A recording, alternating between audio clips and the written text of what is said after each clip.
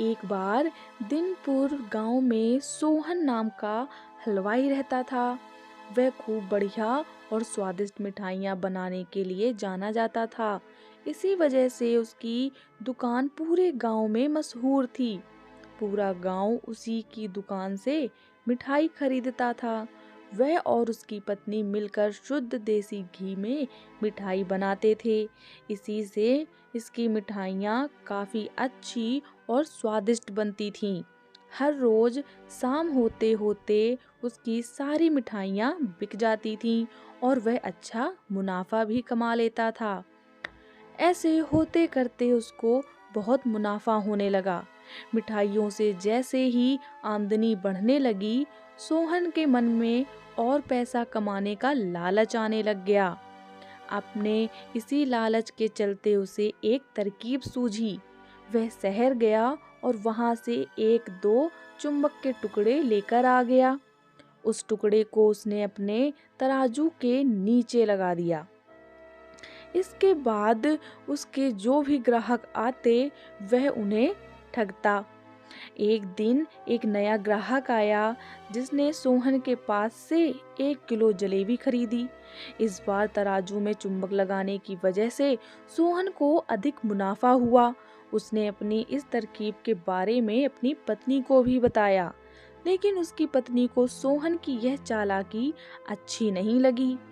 उसने सोहन को समझाया कि उसे अपने ग्राहकों के साथ इस तरह की धोखेबाजी नहीं करनी चाहिए। धोखेबाजी करना अच्छा नहीं होता। लेकिन सोहन ने अपनी पत्नी की बात बिल्कुल भी नहीं सुनी। उसने अपनी पत्नी की बात अनसुनी कर दी। वो हर रोज तराजू के नीचे चुंबक लगाकर अपने ग्राहकों को धोखा देने लगा। वह अपने ग्राहकों को ठगने लगा। इससे उसका मुनाफा बढ़कर कई गुना अधिक हो गया। इससे सोहन को काफी खुशी हुई। उसे ये करते हुए खुशी मिल रही थी। एक दिन सोहन की दुकान पर रवि नाम का एक नया लड़का आया। उसने सोहन से 2 किलो जलेबी खरीदी। सोहन ने इसे भी चुंबक लगे तराजू से तौलकर जलेबी दे दी। रवि बहुत ही होशियार और समझदार लड़का था। रवि ने जैसे ही जलेबी उठाई, उसे लगा कि जलेबी का वजन 2 किलो से कम है। उसने अपना शक दूर करने के लिए सोहन से दोबारा से जलेबी को तौलने के लिए कहा। रवि की बात सुनकर सोहन चिढ़ गया। उसने कहा, मेरे पास इतना फालतू समय नहीं है कि मैं बार बार तुम्हारी जलेबी ही तौलता रहूं। इतना कहकर उसने रवि को वहां से जाने के लिए कह दिया। लेकिन रवि को तो शक हो गया था। सोहन मिठाई वाले की बात सुनने के बाद रवि जलेबी लेकर वहां से चला गया। वह एक दूसरी दुकान पर गया और वहां बैठे मिठाई वाले से अपनी जलेबी तौलने के लिए कहा।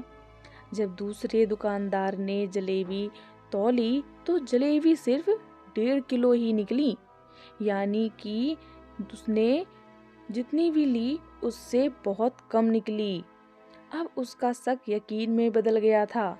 उसे पता चल गया कि सोहन मिठाई वाले के तराजू में कुछ गड़बड़ है। अब उसने तराजू की गड़बड़ को सबके सामने लाने के लिए खुद एक तराजू खरीद लिया और उसे ले जाकर सोहन मिठाई वाले के दुकान के पास ही रख दिया। फिर रवि अपने सभी गांव के लोगों को वहां पर इकट्ठा करने में लग गया। जैसे ही लोगों की थोड़ी भीड़ बढ़ने लगी तो उसने गांव के लोगों को कहा कि आज मैं आप सभी को एक जादू दिखाऊंगा। यह जादू देखने के लिए बस आप लोगों को सोहन मिठाई वाले से खरीदा गया सामान एक बार इस तराजू में तौलना होगा। तब आप लोग देखेंगे कि कैसे सोहन मिठाई वाले के तराजू में तौली गई मिठाइयाँ इस दूसरे तराजू में अपने आप ही कम हो जाती हैं। कुछ देर बाद एक दो लोग मिठाई लेकर रवि के पास पहुँचे तो उसने ऐसा करके भी दिखाया। इसके बाद सोहन के दुकान से जिसने भी मिठाई खरीदी, सभी ने रवि के तराजू में तौल कर देखा तो सबकी मिठाइयाँ 250 ग्राम से लेकर आधा किलो तक कम निकली। यह सब देखकर लोगों को काफी हैरानी हुई।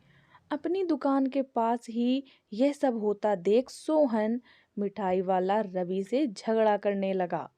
उसने लोगों को बताया कि रवि यह सब नाटक कर रहा है। अपनी बात को सही साबित करने के लिए रवि सीधे सोहन मिठाई वाले का तराजू लेकर आया और तराजू में लगा चुंबक निकालकर सबको दिखाने लगा। यह देखकर गांव वालों को बहुत गुस्सा आया। सबने मिलकर उस लालची मिठाई वाले को खूब मारा।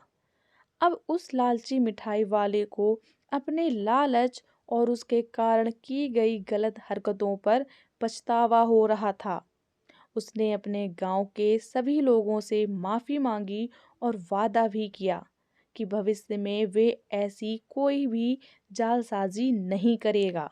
इधर सोहन के पास पछताने के अलावा कुछ और नहीं बचा, क्योंकि वो पूरे गांव वालों का भरोसा खो चुका था। इसीलिए कहा जाता है लालच बुरी बला है। कभी कभी हम लालच के चक्कर में अपनी अच्छी चीज़ों को खो देते हैं जो हमारे पास पहले से ही होती हैं। कभी भी लालच नहीं करना चाहिए। हमेशा ईमानदारी के साथ अपना काम करने से ही इंसान का नाम होता है।